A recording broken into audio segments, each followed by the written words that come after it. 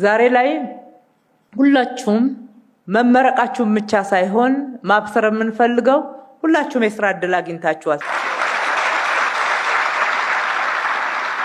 ለነገዋ ውስጥ ተመርቆ ጨርሶ የሥራ ዕድል ያላገኘ አንድም ሰልጣኝ የለንም። የሥራ ዕድሉን ግን የተጠቀሙበት ልዩነቶችን ተመልክተናል።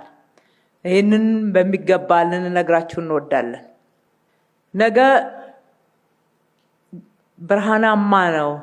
ነገ የበለጠ ስኬታማ ነው። ነገ ለሌሎች ተምሳሌት የምትሆኑበት ነው።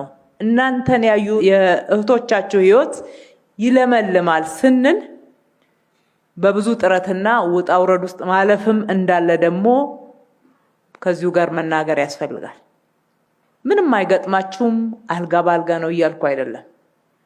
እናንተ ግን ያንን ለመጋፈጥ ለማለፍ ዛሬ ብቁዎች ናችሁ እያልኩ ነው።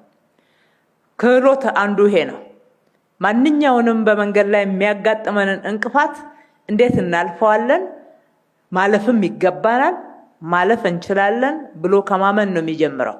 እንዴት እናልፈዋለን የሚለውን ጥበብ ከማወቅ ነው የሚቀጥለው። እናንተ እነኝን ሁሉ የሰለጠናችሁ ልጆች ናችሁ። በብዙ ችግር ውስጥ ሳያልፉ ካልሰለጠኑት በእርግጠኝነት እነግራችኋለሁ እናንተ ትበልጣላችሁ። ምክንያቱም ህይወት አልጋ ባልጋ እንዳልሆነች ተምራችኋል። ከሁሉ በላይ ደግሞ የባለፈው ህይወት ጥሩ ዩኒቨርሲቲ ሆኖ አሰልጥኗችኋል። ጊዜ የምታባክኑ ልጆች አይደላችሁ።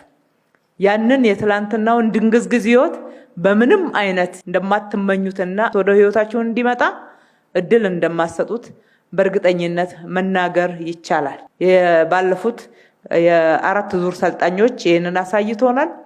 በተጨማሪ ደግሞ በእናንተ ውስጥ ያለው ሞራል፣ ብቃት፣ ዝግጁነት፣ ጉጉት፣ እልህ ይህንን ነግሮናል።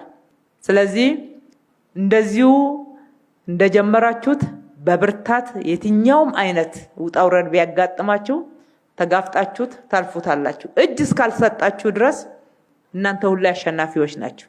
እጅ ደግሞ እንደማትሰጡ እምነት አሳድረናልና በድጋሚ በርቱ ማለት እወዳለሁ።